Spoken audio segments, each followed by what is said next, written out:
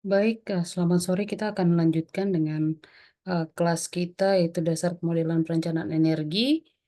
Di minggu lalu kita sudah membahas terkait dengan eh, model secara umum, kemudian juga ada eh, peraturan-peraturan pemerintah yang mendukung. Kita juga ada tugas yang diberikan terkait dengan outlook energi dari beberapa negara di dunia. Diharapkan untuk Bapak Ibu boleh mengirimkan tugas ke dalam email. Ibu Margareta sudah mengirimkan sehingga jika ada Bapak Ibu yang lain boleh silakan diselesaikan tugasnya dan dikirimkan ke dalam email. Nah, untuk minggu ini kita akan lanjutkan ke pertemuan ke 11 dan 12 ya. Ya, minggu lalu itu pertemuan 9 10, jadi minggu ini adalah pertemuan 11 dan 12. Saya akan langsung share apa materinya sehingga nanti kita bisa lihat sambil berjalan ya. Saya harapkan Bapak Ibu bisa menyimak apa yang disampaikan karena ini juga sama seperti model perkuliahan di kelas ya. Namun modelnya saja yang dirubah, disederhanakan, disesuaikan dengan saat ini Bapak Ibu sedang berada di luar Jayapura. Oke, saya akan mulai dengan perkuliahan kita, yaitu oke.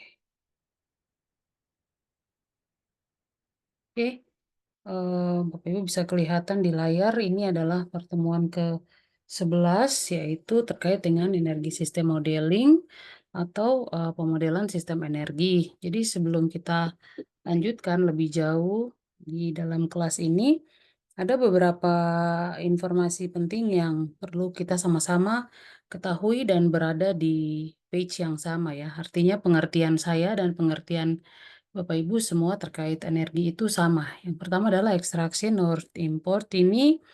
Nah, ini artinya proses di mana kita mengambil dari alam ya, energi dari alam yang kita ambil, di mana energi yang kita ambil dari alam ini secara otomatis ada yang kita kategorikan sebagai energi primary atau energi primer ya, atau energi utama. Itu kalau bisa dilihat di layar ini ada beberapa komponen ya di layar ini ya. Saya coba lihatkan di sini, jadi Bapak Ibu bisa dilihat di sini ada primary atau energi utama ya. Itu ada oil, minyak, ada gas, ada coal, batu bara, ada air, ada angin, dan juga ada solar atau cahaya matahari. Ini artinya energi-energi ini dia sudah tersedia di alam.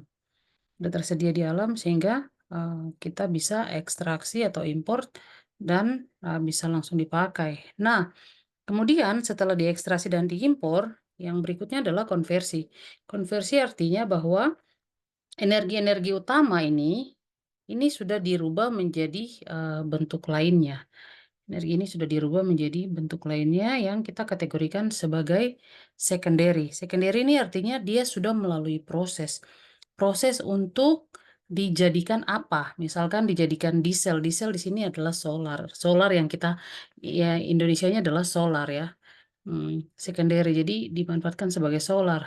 Kerosin adalah sebagai misalnya sebagai bensin atau sebagai gas, kemudian digunakan sebagai electricity, dimanfaatkan untuk listrik, pembangkit listrik dan lain-lain. Juga ada batu bara yang sudah dikelola menjadi bentuk lainnya yang bisa dimanfaatkan. Nah, kemudian ada lagi yang namanya transmisi atau distribusi ya. Jadi ada primary, ada secondary, ada energi yang utama, kemudian kedua, kemudian setelah itu final ya. Jadi final ini artinya bahwa ketika sudah ada di secondary, sudah dirubah menjadi sesuatu yang bisa dimanfaatkan, maka energi-energi ini akan langsung mengalami proses transmisi dan distribusi ke sesuatu ya. Misalnya ke kendaraan, maka secara otomatis dia langsung didistribusikan untuk digunakan di kendaraan atau di perumahan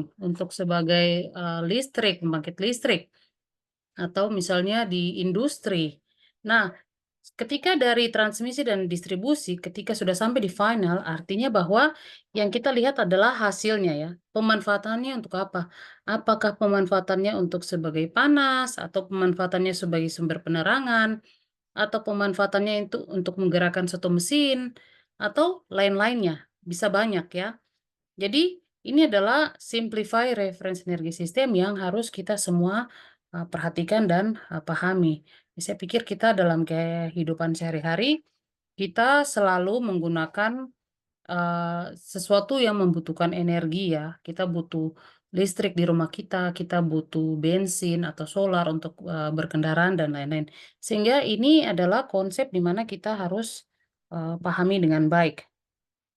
Nah, selanjutnya adalah, ketika kita berbicara tentang energi sistem modeling atau pemodelan sistem energi, bagian lain yang kita harus, berada pada, konsep yang sama adalah, kalau Bapak Ibu lihat di layar ini ya, ini sebenarnya adalah gambar sederhana prinsip ekonomi ya, prinsip ekonomi. Kalau permintaannya menurun, biasanya harganya juga ikut menurun, ya. Kemudian ketika, mmm, terjadi pelonjakan ya, pelonjakan di, apa namanya, bahan baku, tetapi permintaannya menurun, itu harganya juga sama, turun ya. Sederhananya, misalkan, kalau di dalam dunia pertanian ya, di dunia pertanian, misalnya di Merauke menghasilkan beras ya, berasnya banyak sekali. Di mana-mana setiap ladang, setiap sawah menghasilkan, padi kemudian diolah sudah menjadi beras, berasnya berkelimpahan di mana-mana, tetapi permintaan akan beras itu sedikit atau turun. Sehingga secara otomatis petani-petani ataupun mereka yang memiliki ladang akan menurunkan harga. Di sisi lain, ketika suplainya bertambah, jadi, sawah satu 2 3 semuanya menghasilkan hasil panen yang melimpah ruah, tetapi kembali lagi ketika permintaannya sedikit, maka secara otomatis harga akan diturunkan, ya. Jadi, eee, grafik ini lanjutannya adalah ketika permintaannya misalnya permintaannya tinggi, maka secara otomatis kelanjutannya adalah harganya naik, ya. Kelanjutannya adalah harganya naik.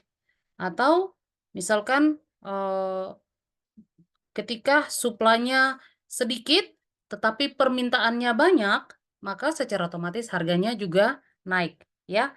Jadi ada 2 kelompok yang ada di sini ya. Jadi ini kalau ada slide seperti ini, jadi slide lainnya yang juga nanti bisa, Bapak Ibu, coba-coba untuk digambarkan ya.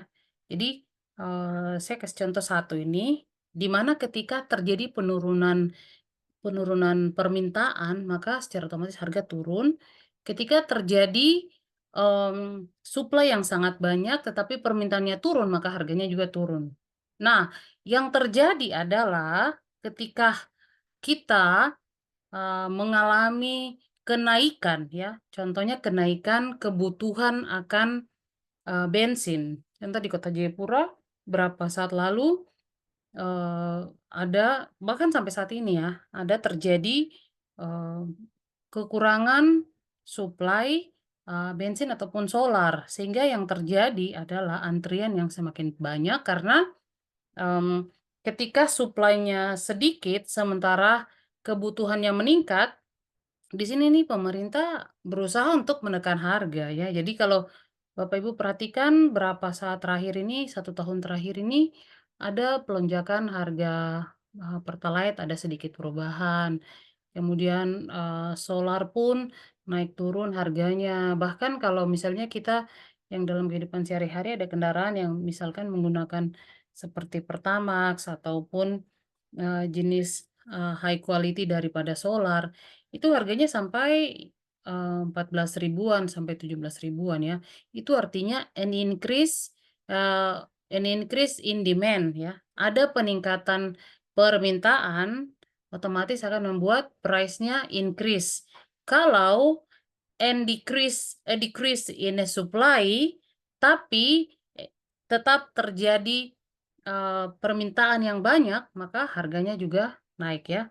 Di yang di layar ini adalah saya taruh satu slide saja untuk terjadi penurunan, namun, dengan penjelasan yang baru saya sampaikan ini, nah diharapkan Bapak Ibu sendiri bisa membuat catatan ya, catatan sendiri terkait dengan ketika permintaannya banyak, bagaimana dengan harga, ketika permintaan banyak, sementara suplainya tetap, itu kira-kira bagaimana dengan, harga yang akan dipasarkan ya.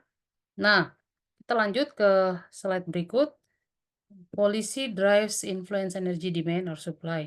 Ini yang sebenarnya di minggu lalu kita sudah sempat, sedikit membahas ya, bahwa setiap negara ini memiliki aturan yang, berbeda-beda ya. Aturan yang berbeda-beda terkait dengan energi mana yang mau dikembangkan oleh negara tersebut, kemudian bagaimana dengan harganya ya, suplainya seperti apa. Jadi, bagian ini di minggu lalu kita sudah sedikit membahas, namun di sini kita akan lihat satu persatu ya. Jadi policy drives influence energy demand or supply. Yang pertama adalah right focus on market based policy instrument. Jadi bagian pertama di sini Bapak Ibu bisa lihat bahwa yang dipikirkan utama ketika pemerintah membuat suatu aturan terkait dengan, kebutuhan energi, ini pemerintah akan melihat kepada carbon tax by sector ya, emission trading scheme. Ini yang saya bilang di minggu lalu, jika ada kesempatan nanti kita akan sama-sama melihat ya, seberapa banyak kita sebagai pengguna pengguna energi ini, menyumbangkan, karbon ke alam ya.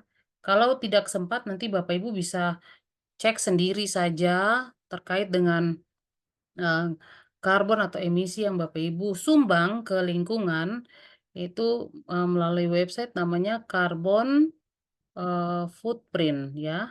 Nanti Bapak Ibu bisa cari sendiri saja di situ. Nah, jadi karbon ini artinya bahwa ketika suatu negara, contohnya Indonesia.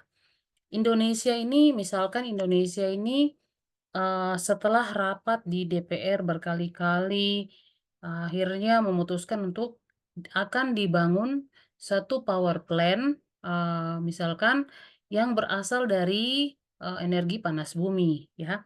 Kan bangun sesuatu yang mirip seperti PLN, tetapi ini perusahaan baru dan, sumbernya adalah panas bumi.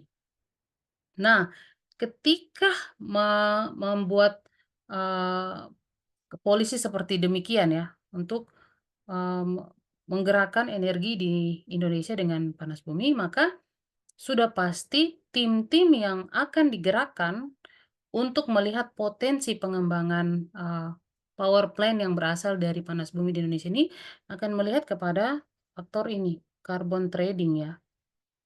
Carbon trading-nya ini artinya ketika ada, perusahaan ini berapa banyak sih, karbon dioksida yang akan disumbang ke lingkungan, apakah itu akan mempengaruhi lingkungan, apakah itu akan merusak, lingkungan sekitar, bagaimana dampaknya kepada manusia, itu akan dilihat ya. Misalkan misalkan kalau rupanya hasil daripada karbon dioksida, karbon monoksida, dan lain-lain yang disumbang ke lingkungan ini semakin besar, maka ini pula akan menjadi faktor di mana harga daripada, energi yang dihasilkan itu lebih banyak. Karena ada, bagian di dalam harga itu yang kemudian membayar kepada lingkungan, atau membayar kepada misalnya daerah-daerah sekitar atau negara lainnya yang akan mengambil, polusi daripada karbon dioksida dan karbon monoksida yang dihasilkan dari, eee, perusahaan atau power plant, base, geothermal di Indonesia ini ya. Sebagai contoh misalkan, saat ini di dunia mereka, ada beberapa perusahaan yang ada di luar dari Indonesia yang, eee, kira-kira mereka menyumbang begitu banyak, karbon monoksida, karbon dioksida ke alam, sementara mereka tidak punya hutan yang besar. Maka perlu Bapak Ibu ketahui bahwa mereka menaikkan harga di negaranya mereka untuk sumber-sumber energi tertentu. Sementara di bagian harga yang mereka naikkan itu ada sekian persennya yang akan dibayarkan kepada negara-negara yang memiliki, hutan yang besar. Dengan maksud di mana bahwa polusi udara yang dihasilkan di sana, itu kemudian akan di-clear-kan, akan dibersihkan, akan diserap oleh negara-negara yang masih memiliki hutan, ya.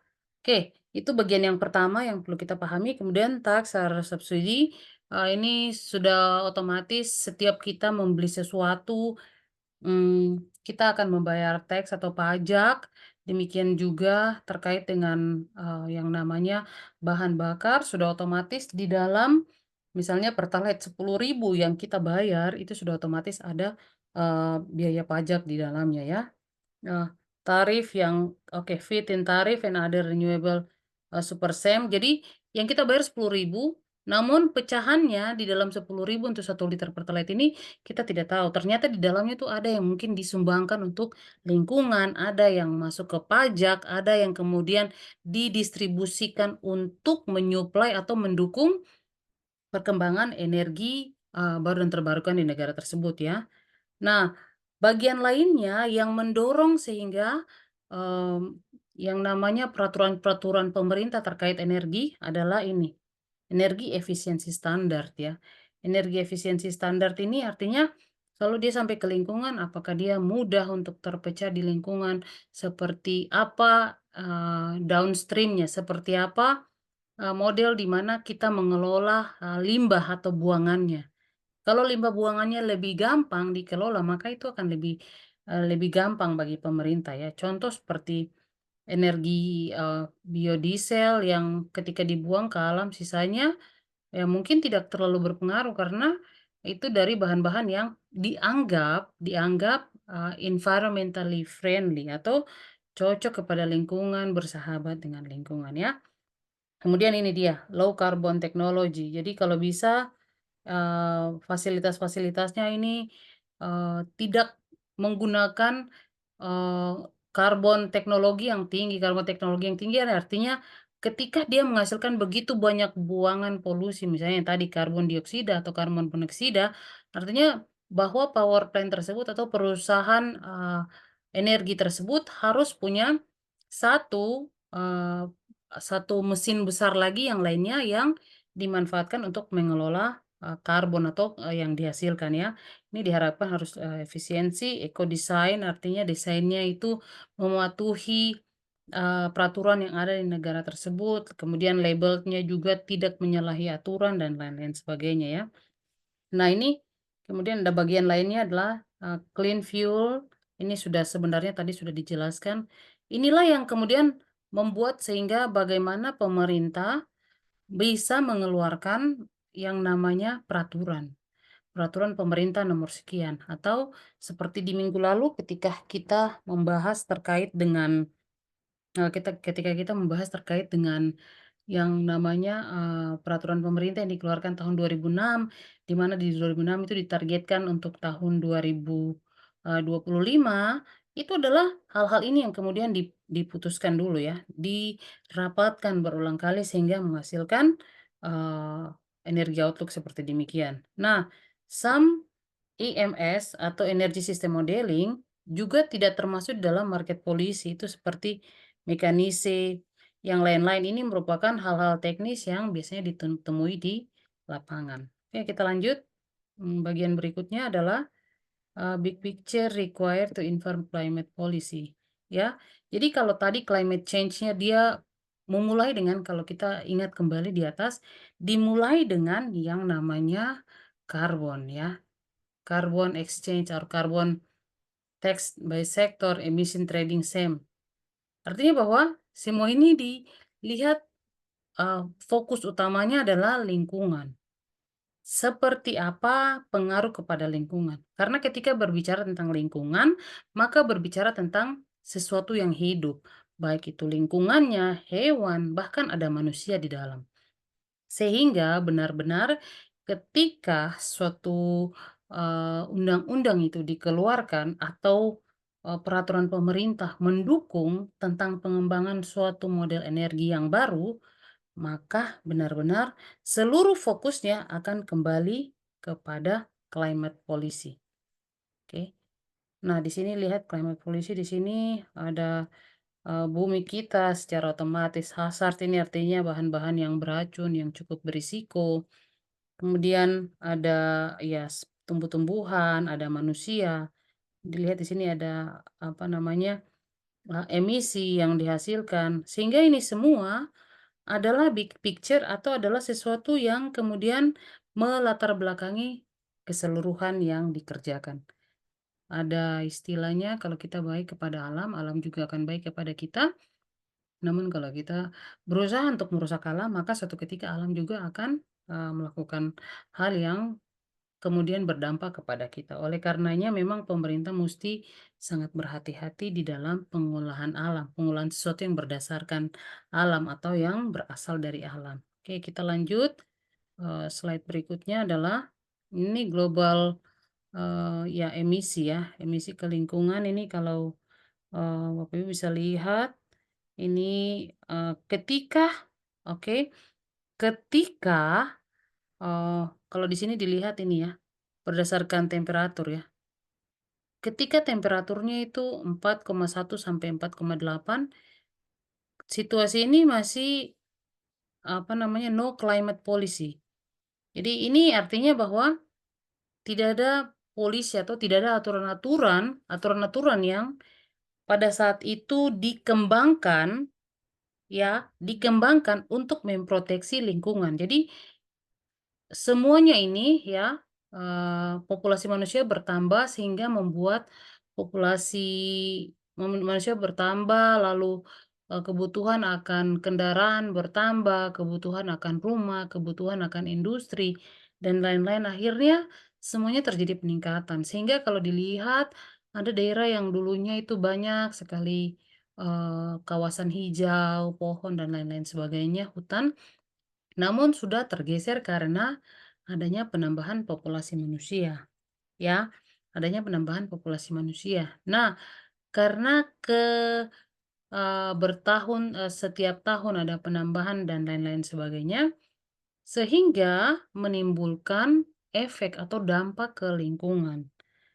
Di sini disebutkan no climate policy ini apa? Artinya bahwa kebutuhan pada saat itu, misalnya kita sebut di awal tahun 1990 ya. 1990. Nah, pada saat itu sudah banyak nih kendaraan-kendaraan sudah ada, lalu misalnya industri dan lain-lain sebagainya. Tapi karena ada peraturan-peraturan pemerintah yang berkaitan dengan climate atau berkaitan dengan lingkungan, berkaitan dengan iklim ini masih kecil atau masih sedikit, sehingga kita bisa lihat bahwa dampak yang dihasilkan adalah ini, merah ini menunjukkan bahwa emisi terlalu banyak di lingkungan karena tidak ada peraturan yang mencegah atau tidak ada peraturan yang membatasi. Nah, sementara saat ini kita berada di orange ya. Orange di mana? Karena sudah ada peraturan-peraturan yang dikeluarkan di seluruh dunia. Setiap negara wajib ya, setiap negara wajib eh, berdiskusi dengan seluruh, pemimpin-pemimpin di negaranya bagaimana supaya bisa menekan yang tadi ini, gas emission ke lingkungan. Bahkan di Indonesia pun pernah menjadi tuan rumah penyelenggaraan, kegiatan ini. Ini adalah yang ditargetkan ya.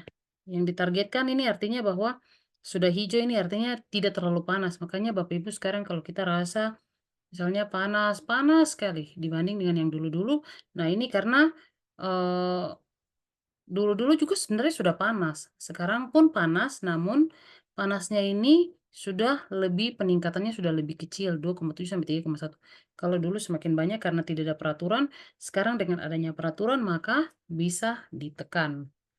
Nah, kita lanjut slide berikut, oke. Nah ini adalah, ringkasan untuk, pertemuan yang ke-11 ya, terkait energi modeling system. Nah, kita akan berhenti di slide ini, lalu saya akan coba share kembali terkait dengan LIP, sehingga Bapak Ibu, mohon jika sudah punya software-nya nanti bisa sambil dibuka dan dilihat-lihat ya. Oke, saya stop dulu bagian yang ini.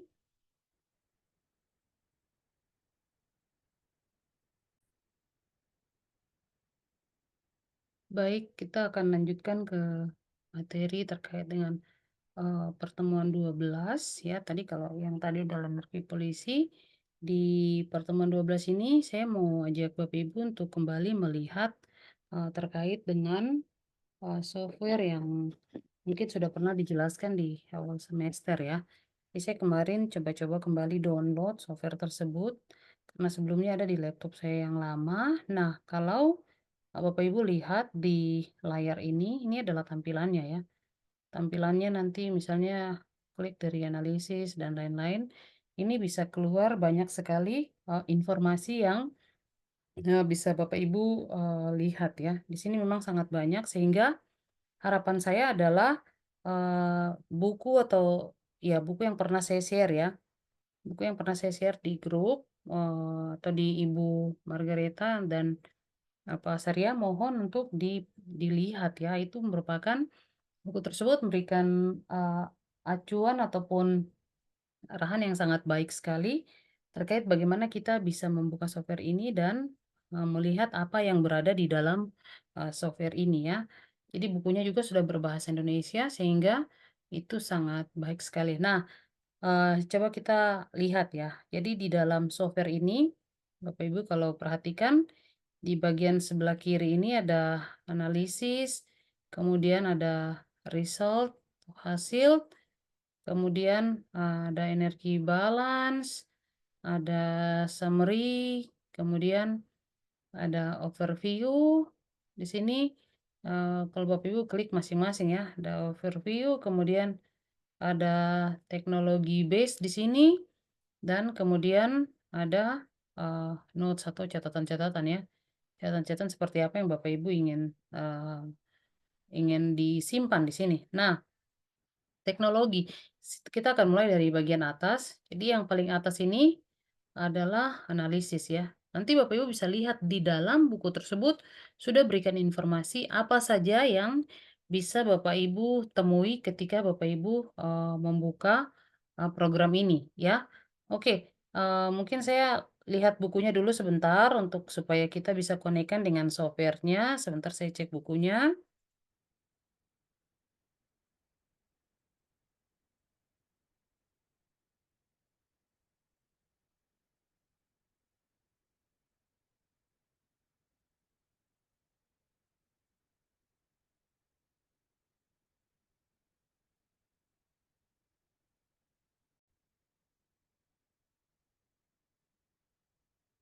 Oke, kita lanjut. Oke, ini bukunya ya.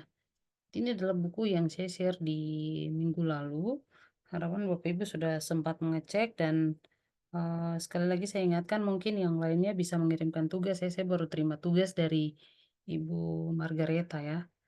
Nah, ini di sini sudah bagus sekali ya. Sudah sangat jelas sekali meskipun bukunya ini cukup lama, namun paling tidak informasi yang berada di dalam buku ini rata-rata mirip ya. Sehingga Bapak Ibu lihat ini kalau saya besarkan ya layarnya ya. Ini sudah ada ya, tampilannya model mirip, bukan mirip lagi, tapi memang modelnya seperti ini. Jadi kalau Bapak Ibu mau klik-klik yang ada di sebelah sini, rumah tangga dan lain-lain, ini sudah berbahasa Indonesia. Jadi, di dalam, software-nya tadi juga mungkin bisa di-set ke bahasa Indonesia sehingga Bapak Ibu bisa membacanya lebih mudah ya. Tapi yang perlu saya tekankan di sini bahwa di bagian kirinya ya, di bagian kirinya ini sudah sangat sama. Analisis, result, diagram, energi balance, summary, overview, dan teknologi. Jadi itu sudah sangat sama, nanti Bapak Ibu bisa, sambil melihat. Kemudian, ini sudah ada informasi satu persatu ya, apa yang akan didapati di dalam software tersebut. Jadi harapan saya Bapak Ibu mungkin bisa buka software-nya, jika tidak tahu bagaimana menjalankannya bisa melihat, buku panduan yang, sudah berikan ya. Tutorialnya di sini, di dalam tutorialnya ada informasi lain-lainnya yang bisa Bapak Ibu dapati. Kemudian view bar. Nah, ini lihat ya, di sini satu-satu. Di bagian tampilan sebelah kiri tadi analisis view ini apa saja yang bisa dilihat atau apa yang bisa kita kerjakan melalui bagian pertama ini itu memberikan kita informasi terkait bagaimana kita membuat, mengedit diagram, mengisi data dan membuat skenario. Skenarionya mau seperti apa. Kemudian result ya. Result ini tampilannya nih ada bisa berupa grafik atau bisa berupa tabel ya. Kalau Bapak Ibu klik-klik saja bagian ini, Bapak Ibu bisa lihat bahwa ada dua. Ada dua tampilannya tuh bisa dalam bentuk grafik. Sebenarnya ada tiga. Grafiknya itu ada dua. Ada grafik yang model batang, ada grafik yang, model, apa namanya, pie ya, tapi di dalam, software ini saya perhatikan dia itu lebih banyak menggunakan, yang, eee, grafik batang. Nanti bisa dilihat. Lalu diagramnya ini ditampilkan seperti apa, energi balance ya, summary, kemudian, overview, dan juga, terakhir terkait dengan teknologi database. Ini sangat sangat, mudah untuk dipakai, namun kita perlu untuk sering-sering menghabiskan waktu paling tidak mungkin 30 menit coba-coba untuk, buka buka software-nya dan dilihat begitu sehingga nanti bisa Bapak Ibu bisa familiar ya, familiar dengan, bagian-bagian yang ada di dalam situ. Karena nanti, bagian daripada, UAS nanti ada kaitannya juga terkait dengan, software ini, terkait dengan program ini. Sehingga harapan saya adalah Bapak Ibu mungkin bisa sambil dicek ya, dicek-cek bagian-bagian yang penting-penting di dalam situ ya. Bahkan di dalam sini sudah ada informasi ya, dan sini sudah ada informasi yang cukup detail, cukup terperinci terkait dengan, software yang, Bapak Ibu pakai. Jadi, nanti mungkin akan ada pertanyaan, misalnya nih, pertanyaannya adalah, bagaimana terkait dengan grafik pembangkit listrik atau grafik kilang minyak, maka atau grafik misalnya, briket batu bara dan lain-lain. Bapak Ibu tinggal klik saja di bagian situ, kemudian Bapak Ibu dapatkan gambaran berapa banyak nilai-nilainya, kemudian itu bisa ditampilkan atau itu bisa laporkan entah dalam bentuk, tugas ataupun, jika UAS adalah, mempertanyakan bagian tersebut. Jadi itu bisa Bapak Ibu, juga perhatikan ya, lihat ya. Nah kemudian, grow year-nya ini seperti apa ya, nanti bisa, sambil dilihat. Kita kembali lagi ke software tadi, saya akan share sehingga Bapak Ibu mungkin nanti bisa, lebih baik ya, pemahamannya lebih baik. Oke, ini dia, kita cek lagi. Oke, nah ini ya, di sini, nanti bisa perhatikan di sini masing-masing sudah ada semua ya, jika jika Bapak Ibu klik di bagian sini energi balance ini yang tadi saya sampaikan. Data itu bisa ditampilkan di dalam bentuk tabel seperti ini, karena di sini pilihannya di atas tabel, tapi bisa ditampilkan dalam bentuk chart ya, chart seperti begini, atau ditampilkan dalam bentuk ini, Sankey diagram ini. Saya perhatikan beberapa, eee, materi-materi terkait dengan, energi sistem modeling ini mereka, rata-rata menggunakan tampilan Sankey. Ini Sankey diagram ya, modelnya seperti ini. Lalu Bapak Ibu dilihat, di bagian atas ini ada judul, ada tahun, dan ada satuan. Unit adalah satuan ya. Jadi Bapak Ibu bisa cek, misalkan kita mau memilih, tahunnya adalah tahun 2020, Bapak Ibu tinggal klik saja 2020. Langsung dia akan berikan kita data terkait, energi yang dimanfaatkan tahun 2020. Bahkan jika diklik dari bagian satu persatu ini, Bapak Ibu bisa melihat bahwa di dalamnya nih sudah ada informasi terkait dengan jumlahnya berapa. Misalkan di sini kalau bisa kelihatan coal mining ya, jadi pertambangan batu bara itu di tahun 2020 itu ada sekitar 220,5 juta juta, bayangkan juta gigajoule ya, juta lalu gigajoule ya. Jadi Bapak Ibu kalau lihat di sini, di bagian energi balance saja, Bapak Ibu kalau klik energi balance, di sini bisa pilih tahun, bisa pilih unitnya atau satuannya ini dalam apa, dalam, ribuan kah, jutaan kah, kemudian belakangnya nih kita mau pakai apa, pakai kita sampai gigajoule atau misalnya kita mau langsung menggunakan ini, megawatt hour, ini juga bisa, ya. Jadi masing-masing ini terserah Bapak Ibu maunya apa, luarannya apa.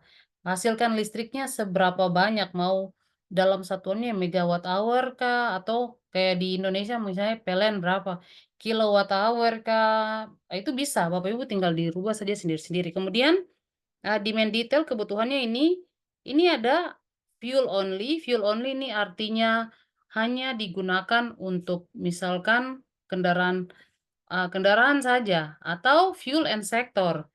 Kalau kendaraan saja pun ada. Jadi kendaraan saja pun ada, hanya untuk misalnya, kapal ini mungkin masih menggunakan batu bara ya, sehingga batu bara muncul di sini ya. Kendaraannya saja pun ada, tapi kendaraan dan sektor itu juga ada, dan bahkan kendaraan dan sektor dan subsektor pun ada. Jadi subsektor artinya bisa dilihat di sini ya, di bagian sebelah kanan sekali ini, ada informasi subsektornya apa saja ya. Kalau kita cuman pilih fuel dan sektor, maka, muncul di bagian sebelah kanan ini sektornya apa, tetapi tidak lebih detail. Kalau kita pilih fuel, sektor, dan subsektor, maka subsektor ini dia akan pecah lagi ya. Jadi pecahnya lebih, detail lagi. Jadi Bapak Ibu bisa dapatkan tampilan seperti ini ya. Sehingga saya harapkan memang mohon untuk, eee software-nya dan juga di materi yang diberikan itu dalam bentuk buku ini mungkin bisa dicek dulu, dibaca, dipahami dulu, sehingga nanti mungkin saya minta satu pertemuan lagi dengan Pak Joni, baru kemudian, Bapak Ibu akan diberikan, UAS. UAS-nya ini bisa dalam ya, seperti tugas-tugas terkait dengan software atau yang lain-lain, saya belum, pikirkan sekarang. Namun, saran saya adalah karena bukunya sudah Bapak Ibu punya, jika Bapak Ibu misalnya, software-nya tidak bisa running, Bapak Ibu bisa info lagi ke saya sehingga saya bisa kirim, laman website dan Bapak Ibu bisa, pakai untuk, download dan, sambil dibuka. Oke, mungkin seperti itu dulu di minggu ini. Jadi yang tadi terkait energi polisi lanjutan. Dan, pengenalan, software ini ya, LIP ini. Jadi mohon untuk Bapak Ibu membaca kembali materi yang diberikan di dalam buku tersebut dan juga bisa dipraktekkan dengan membuka software ini. Oke, mungkin seperti itu dulu, terima kasih.